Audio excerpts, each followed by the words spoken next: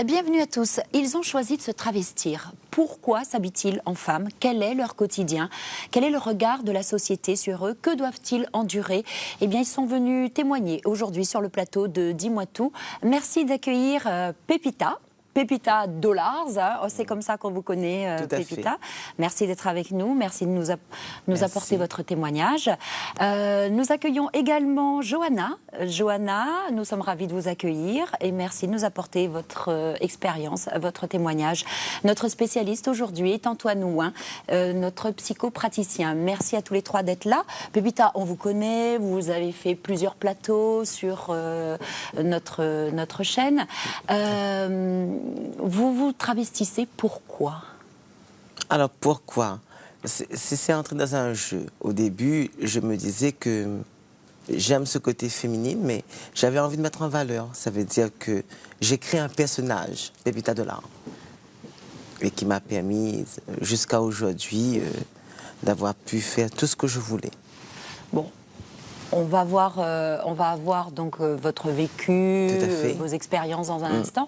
Mais par contre, je vais me retourner vers vous, Antoine, pour que vous m'expliquiez ce que c'est qu'un travesti, très exactement, et la confusion dans la conscience collective de travesti, transsexuel, homosexuel. On est un peu perdu là-dedans. D'accord.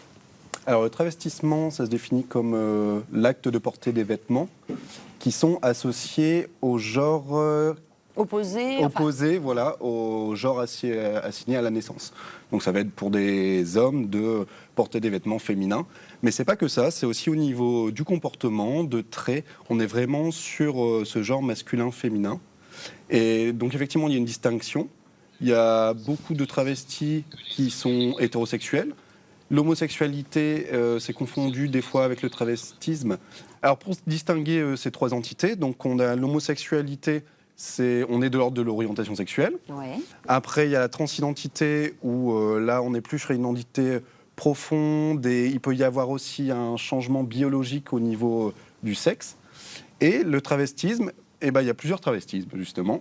Il y a de l'ordre du jeu, de l'imitation, mais il y a aussi quelque chose de plus profond au niveau d'identité avec la cohabitation du masculin et du féminin, où le masculin peut le remporter sur le féminin ou inversement. Donc, des femmes se travestissent en hommes et des hommes se travestissent en femmes.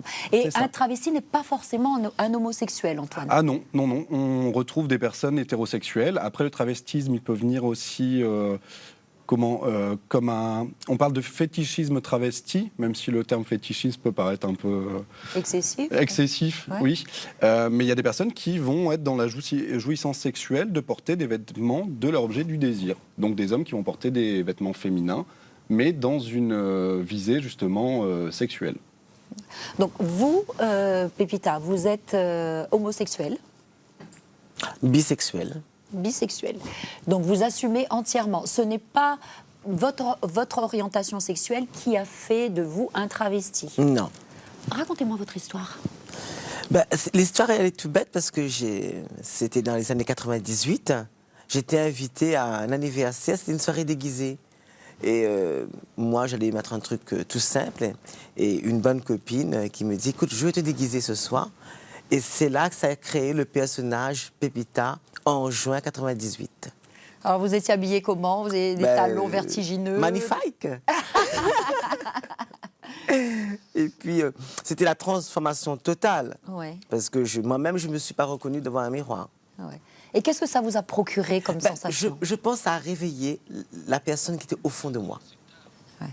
Et comme je savais que j'avais déjà un portefeuille client, je bossais, je pouvais dépendre que de moi. J'ai quand même beaucoup réfléchi à ça, en disant, écoute, c'est ma vie professionnelle, après je m'afficherai en femme. D'accord. Donc, quand vous exercez votre profession de coiffeuse ou de coiffeur, vous vous habillez comment? J'étais toujours en pantalon chemise classique. Arrivé dans les années 97-98, j'ai commencé à être très féminin de mes vêtements, très serrés, très fashion, je vais dire, gay. Et dans les années 2001, je me suis vraiment affichée, 2000, quand je travaillais au port, où je pouvais me permettre très androgyne. Et à mon compte, je me suis lâchée complètement. Ouais. Mais qu'est-ce que ça vous procure que de mettre ces magnifiques tenues, ces belles chaussures, de mettre un tissage avec des longs cheveux? C'est un bien-être. Autant que là, je suis très contente de me faire belle ce matin pour moi, avant tout, hein, pas pour vous. Hein. Merci de l'honnêteté. En même temps, ça me dit aussi de me faire beau. Ça veut dire que je trouve une très belle chemise, un beau pantalon, j'aime ça. Je veux dire, après, à la date d'aujourd'hui, je ne sais pas où me situer exactement parce que j'aime. Je pense que c'est la beauté. Pour moi, je ne dirais pas, à la date d'aujourd'hui, je ne me vois pas bi, homo, travesti. Je suis sexuelle. Voilà. Vous assumez ça comme cela? Oui. Mais c'est arrivé tard, votre envie de vous travestir, finalement? Oui. Le déclic est arrivé lors de cette soirée déguisée? Parce que j'ai toujours eu une image négative. Quelle était cette image? La plupart du temps, quand on te dit travesti, c'est prostitution. Oui. D'accord? Il a fallu se battre contre ça? Oui, énormément. Parce qu'on ne peut pas non plus entrer dans un lieu, même quand je m'habillais en femme, je partais dans un restaurant ou dans une boîte de nuit, c'est tout de suite, je suis assis, c'est combien vous prenez? C'est un combat. Ouais. D'accord? Qu'est-ce qu'on ressent à ce moment-là? On est humilié? Oui, ça fait mal, parce qu'on te voit que comme si tu travestis prostitution. C'est une image négative. Mais après, avec l'évolution, les gens le voient différemment. Hein? Ouais. Mais ça a été une douleur quand même.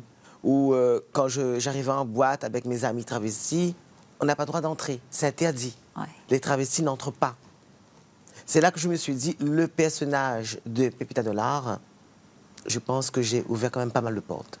Ah ouais. Vous avez été une des pionnières de ça à La Réunion? Il y avait... Parmi? Oui, parmi. Il y avait quand même Leïla avant moi et Logan, ainsi que d'autres personnes qui est comme assez discrètes. Hein. Ouais. Mais je veux dire, je pense que chacun de nous a posé sa pierre pour une ouverture. Je ne dirais pas... Moi, j'ai fait certaines ouvertures pour moi, pour certaines personnes. Je pense que chacun de nous a donné quelque chose pour qu'on soit respecté et... d'avoir une place quand même importante parce qu'on est quand même à l'île de la Réunion, ça reste une île. Ouais. Les hommes sont quand même assez machos. Je pense qu'on est quand même bien à la Réunion. Et donc cette évolution, vous l'avez sentie? Maintenant, vous êtes mieux accepté? Énormément, parce que je ne savais pas, aujourd'hui, un jeune te drague facilement en public. En ayant conscience que tu es travesti. Et que moi-même, je suis gênée. Mais auparavant, non, c'était vraiment un clin d'œil, on se revoit plus tard. Ouais. Mais là, c'est là, il s'affiche avec toi. Les gens complètement assument. Et au niveau de la famille, ça se passe comment? Moi, j'ai une famille formidable. Racontez-nous votre famille formidable. J'ai ma mère, mon père, mes sœurs, mes beaux-frères, nièces, neveux. Ça, c'est ma base. Ouais. Sans oublier mes oncles et mes tantes, cousins, cousines. Je veux dire, j'ai une famille. Et la famille, je pourrais dire à tout parent, je pense que c'est la base, qu'importe notre choix sexuel, la famille, c'est la base. Moi, je pense que sans famille, on n'est rien. Donc, comment ils ont agi et réagi avec vous? Ils vous ont soutenu? Mon père, lui, il a dit, écoute, je serai guéri. Il a vu un médecin, je serai guéri dans quelques années. Écoute, ça a été un choc pour lui? Oui, parce que je suis son seul garçon, unique fils, et il a 3 filles. Je vois que je ne suis pas guérie depuis. Mais non, je veux dire, à côté de ça, il est super, mon père. Ouais. Et votre mère et vos sœurs? Pareil, hein. Au début, est-ce que ça va? Est-ce que tu as fait un bon choix? Avec mes oncles, c'était... Famille créole, hein, ouais, donc c'est important de souligner cette ouverture d'esprit. Un peu plus difficile à côté de mon père, hein, parce que mon père, il est mauricien. Ouais. C'est encore plus difficile. Ouais. J'ai de la chance par rapport à mon époque d'avoir été à La Réunion, parce qu'à Maurice, c'était horrible pour moi de le vivre à l'époque, parce que l'ouverture n'était pas le même. Je suis de père mauricien et de mère réunionnaise, et je suis fière de dire que j'ai pu pouvoir rester à La Réunion pour le vivre. Surtout que chez mon père, c'est une famille quand même assez... Très, très stricte. Oui, oui. La plupart du temps, vous êtes en fille ou vous êtes en homme? Ça dépend du temps. Expliquez-moi ça. Mais ce matin, là, j'ai envie d'être belle, parce qu'il fallait venir. Ouais. Peut-être je serai beau aussi. Ouais. Ça dépend des jours. Si j'ai pas envie de me raser, c'est sûr que c'est un pantalon, chemise, tranquille, un t-shirt, ça va. Je sais pas où me situer. Bah, vu qu'on a Mais je vous en prie, posez vos psychologue, questions. Il pourra nous aider à m'aider, moi, personnellement, à comprendre mon identité. Mais moi, je me sens bien dans mon identité, hein, parce que je me retrouve. Cette identité un peu multigenre, quelque part. Comme le temps. Il pleut, il fait beau, je suis comme le temps, quelque part. Oui, Antoine. Cette multiplicité, justement, et cette concomitance, coexistence entre féminin, masculin, et ce qu'avance Pépita, finalement, c'est un jour je suis Pépita, un jour c'est David. Mais je pense que j'arriverai plus à équilibrer, parce que j'aimerais pas que Pépita domine David. D'accord, faut qu'il y ait un c'est équilibre. vraiment un juste milieu entre les deux. Parce que Pépita a été un personnage, mais j'ai attiré quand même beaucoup d'hommes dans ma vie. Je veux dire, je ne voudrais pas que ce personnage de Pépita va effacer David. Ouais. Parce que je veux dire, c'est ça que j'ai peur. David, c'est important qu'il reste là, qu'il existe. Ouais. D'ailleurs, vous n'avez pas subi d'opération, vous n'avez pas voulu devenir femme. Nous sommes d'accord. Non. Et vous êtes bien en robe, aussi bien en robe qu'en pantalon. On s'arrive à... C'est l'acceptation, quelque part. Ouais. Je veux dire, on ne peut pas être bien sans pouvoir s'accepter. Je pense que si on arrive à s'accepter entièrement, soi-même, on est bien. On est à l'aise dans ses baskets, Tout à fait. eh bien, on est à l'aise avec tout le monde. C'est ça un petit peu, Antoine. Et plus dans l'ouverture à l'autre, justement. Tout à fait. Une fois qu'on est bien avec soi. Et je voulais rebondir sur ce que Pépita disait, c'est cette notion de personnage qui ne doit pas non plus prendre le pas sur la personne que vous êtes à la base, finalement, David. Mais il y a toujours cette coexistence, mais en même temps, c'est bien de le relever que ça reste un personnage, mais qui vous apporte beaucoup. Et que vous avez dû construire, et qui est toujours en évolution, j'imagine, comme David est en évolution, comme tout le monde, finalement. Elles sont très équilibrées, finalement, Antoine. En comme tout cas, en ce qui concerne Pépita, on va le voir avec... Parce qu'il y a conscience, justement, de tout ça. Donc, une fois que c'est conscientisé, une fois qu'il y a... Puis il y a ce bonheur, il y a cet entourage familial qui est très important aussi, qui est un soutien, un accompagnement, tout simplement. Et tout ça, ça participe justement du bonheur, du moment que le bonheur, que la personne est bien en phase avec soi-même, c'est le principal.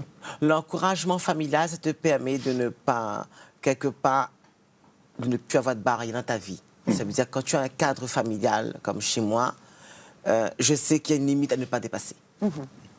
Ça, c'est important. Le cadre est important. Oui. Comme mon armoire. Il est en deux parties. David, Pépita.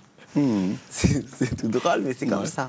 C'est pour vous la même chose? Est-ce que c'est la même chose pour vous, non, Johanna? Moi, pas du tout. Moi, je réalisais mon rêve, c'est-à-dire d'être ce que je suis aujourd'hui. Oui. Parce que, bon, déjà, quand ma maman était enceinte de moi, elle voulait absolument une fille, parce que je suis cadette. Ouais. Mon aîné était un garçon. C'est un garçon.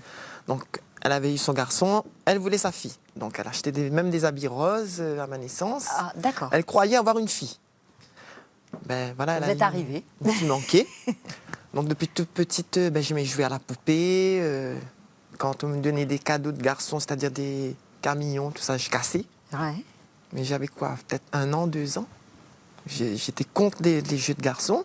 Mais par contre, j'aimais bien jouer à la poupée avec mes cousines, faire des petites robes. Quand maman elle allait travailler, je rentrais dans son maquillage, ses chaussures. J'étais toute seule à la maison. Mais le soir, quand elle rentrait, elle s'apercevait que j'avais des traces de maquillage. Je me dis, qu'est-ce que tu fais? Je lui dis, non, maman, j'aime bien. Ouais. Elle sentait que j'étais... Qu'elle avait déjà une certaine orientation, un certain penchant. Ouais. Donc, c'était au fond de moi. J'étais attirée vers les garçons, vers la féminité. Ouais. Voilà. Ouais.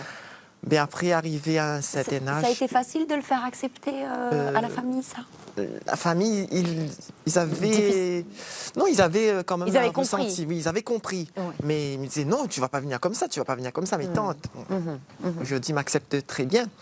Arrivé à l'âge de 14 ans, 13 ans et demi, 14 ans, donc je dis... Parce que c'était dur à l'école. Les préjugés des élèves, c'était vraiment... Vous en avez beaucoup souffert? Ils ont été méchants. J'ai dû quitter l'école. Non, mais ils ne savaient pas. Moi, je savais que j'allais devenir comme ça. Ouais. Mais je dis, il faut que je quitte l'école. Ouais. Parce que ça va faire des critiques. Je ne vais pas pouvoir supporter ça. Donc, j'ai fugué. Et j'ai une tante au port, ma tante Amine, mais c'est elle aujourd'hui que je remercie avec son mari, elle aussi, parce qu'elle m'a beaucoup soutenue. C'était une femme très ouverte d'esprit. Elle m'a dit non, t'inquiète pas, bon, parce qu'au départ, la famille, ils n'acceptaient pas. Bien sûr. Ouais. C'était pour eux, parce qu'on est issu d'une famille catholique. Dans le catholique, vous savez que normalement, on n'a pas le droit, entre guillemets. Mais malgré tout ce qui se passe dans la religion. On est bien d'accord. Mais en même temps, c'était plus, à votre égard, c'est plus l'homosexualité qu'ils n'acceptaient pas. Vous ne vous habillez pas déjà en fille ou... Pas devant tout le monde, non. Ça, c'était caché à la maison. À la maison, je prenais mon plaisir. Dès que maman elle partait, le mercredi, mes frères, ils n'étaient pas là, tout ça. Je prenais plaisir à rentrer dans les affaires de maman. Ses chaussures à talons, je montais, je descendais. Là, j'étais épanouie. Voilà. Mais après, c'était vers 14 ans, je me suis assumée, avec l'aide justement de ma tante. Mais après, mes parents, maman, elle ne voulait pas que je quitte l'école. Elle a tout fait, par contre, ma mère. Elle a tout fait, elle a trouvé une école privée pour moi, mais moi, j'avais goûté un peu à la vie active. Et donc, du coup, l'école... Mais du coup, j'ai tout abandonné. Voilà, j'étais content de sortir le soir, je ne pensais pas à l'avenir professionnel. Mais après, donc, arrivé à 20 ans, là, j'ai pris conscience qu'il fallait faire quelque chose dans la vie. Et puis, la société était un peu plus... ils acceptaient un peu plus. Voilà, ça a commencé à s'ouvrir un peu, à lâcher du lest. Tout ça, et puis j'ai dû me battre aussi, hein, parce qu'au port, c'était pas facile. Hein, se battre aussi physiquement? Physiquement aussi. On n'avait pas le choix. C'est vrai? Ah oui, on n'avait pas le choix. Se faire respecter? Sinon, on serait... Voilà. Pour se faire respecter, j'ai pas honte de dire, hein, Vous en avez rossé plus d'un? Mais voilà, c'est la vie, hein. Bien sûr. Aujourd'hui, moi... À quel moment vous avez commencé à pleinement à assumer votre côté homosexuel, certes, à 30 ans? 14 ans. À 14 ans. Mais l'âge de 14 ans. Non, à vous habiller, à vous travestir. À partir de l'âge de 14 ans. Ah, donc en fille, dès l'âge de 14 ans. Voilà. Enfin, c'était plutôt le soir. C'était plus le soir. La journée, j'étais en garçon. Parce que c'était encore un peu tabou. Hein, c'est bien sûr honteux aussi. Voilà. Et le soir, j'étais comme Pépita. Le soir j'étais femme, et la journée, j'étais garçon. Mais j'ai toujours eu un visage féminin. Oui. Voilà. Donc peut-être que c'est ça aussi, les gens, ils ont accepté, entre guillemets. Parce que par rapport à mes autres copines, c'était pas facile. Hein. Aux autres travestis aussi, c'était pas facile pour eux. Et puis, j'ai toujours aimé travailler. Malgré tout, malgré les difficultés, je suis une travailleuse. Voilà. Donc j'ai fait des formations, je devais être styliste. Alors, ma mère, elle ne voulait pas parce qu'en métropole, c'était assez dangereux. Et en même temps, j'étais tombée amoureuse. Le copain ne voulait pas que je parte, je l'ai écouté. C'est fait, c'est fait. Mais j'ai gâché ma carrière. Une pointe de regret. Hein. Ah oui, c'est un gros regret. Parce que l'amour m'a détruite. Donc c'est pour ça aujourd'hui que je suis venue dure en amour. Bon, voilà, Et alors, quand vous allez faire les magasins, qu'est-ce que vous aimez? Vous aimez les belles tenues, les robes très classe? J'aime bien être unique. Les tuniques, oui. J'aime être unique. Unique, pardon. Okay. Et vous dépensez combien par mois pour vos effets? Ça dépend, une centaine d'euros. Mais après, comme je conserve bien mes vêtements, parce que j'ai une période professionnelle à un moment donné, que j'ai pu me permettre un peu de toutes choses. Donc tout ça, c'est toujours là. Parce que là, aujourd'hui, je me retrouve au chômage. Avec la crise actuelle, c'est pas facile d'avoir un boulot. Donc j'ai eu une carrière professionnelle assez chargée, comme on dit. Donc j'ai été femme de chambre, gouvernante d'étage, je suis partie en métropole, j'étais hôtesse de vente spécialisée dans les centres d'appel. Vous parlez de vous toujours au féminin. Toujours. Vous n'avez pas cette dualité qui est beaucoup plus présente chez Pépita? Moi, si par exemple on m'enlève tout ça, il vaut mieux que je meure, je vous dis tout de suite. Si le jour on m'enlève cette féminité, on me dit qu'il faut que tu coupes tes cheveux, tu n'as plus le droit de te maquiller, tu n'as plus le droit, mais là c'est comme si que je meurs. Sur vos papiers d'identité, il y a quoi comme photo? C'est masculin. Comment? Masculin. C'est masculin. Oui. Avec les cheveux longs ou les cheveux courts? Oui, avec comme ça. Mais des fois, on se trompe. Des fois, on se trompe quand j'ai un rendez-vous, par exemple, on me dit madame, ou bien des fois, si par rapport au numéro de sécu, ils disent monsieur posé. Mais c'est moi qui arrive. Oui. Des fois que je suis obligée de dire. Drôle. Non, mais quand il y a trop de monde, je suis obligée de dire que non, je suis son épouse.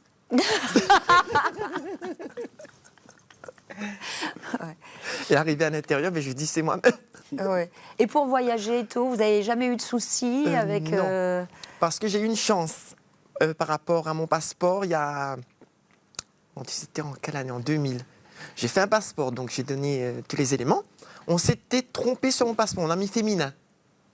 Donc je suis allé revoir la dame, je lui ai dit, madame, vous êtes trompée, regardez ma pièce d'identité et regardez le passeport. Ah, la dame, elle croyait que il s'était trompé sur la pièce d'identité. Je dis, je laisse comme ça. Et donc, du coup, sur votre passeport, vous êtes de sexe J'ai voyagé à Maurice en tant que femme. Et ça vous a fait plaisir? Ah oui, ça, j'étais content parce que c'est écrit femme. Voilà, c'était donc, bien. Pour le travestissement, on est d'accord, vous êtes à l'aise également avec ça. Oui. Est-ce que vous voulez sauter le pas et enlever vos attributs masculins? Pas du tout, parce que je suis une personne très croyante, malgré les préjugés des jeunes. Moi, j'ai fait le catéchisme, j'ai fait ma première communion, j'ai fait tout, j'ai bien étudié les choses.